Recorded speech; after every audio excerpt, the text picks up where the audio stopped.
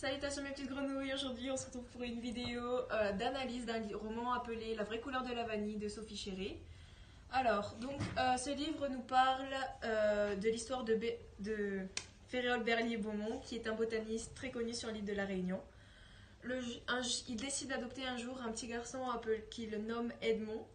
Il lui apprend tout ce qu'il sait sur la botanique jusqu'à ce que Edmond fasse une découverte qui va changer l'histoire de son île.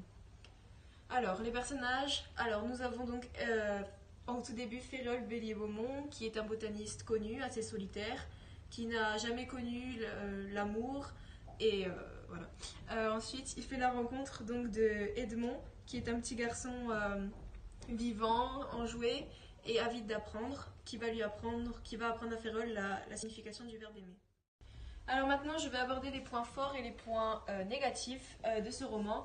Donc, pour commencer les points négatifs, on va aborder par exemple la thématique de la botanique qui n'est pas très intéressante. De plus, le personnage de Féréole n'est pas non plus très attachant. Et ce livre est extrêmement complexe à lire de par des termes complexes comme les mots en grec ou en latin ou les noms de plantes. Cependant, le seul point fort est que le thème du racisme est abordé, ce qui donne néanmoins une envie de finir le livre.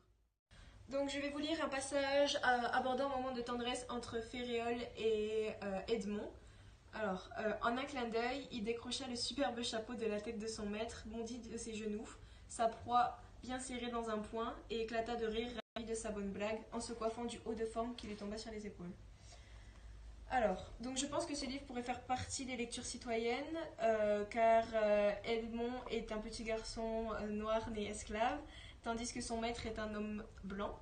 Edmond a subi des violences de la part de son maître, et ce livre rapporte très bien le racisme et les époques esclavagistes.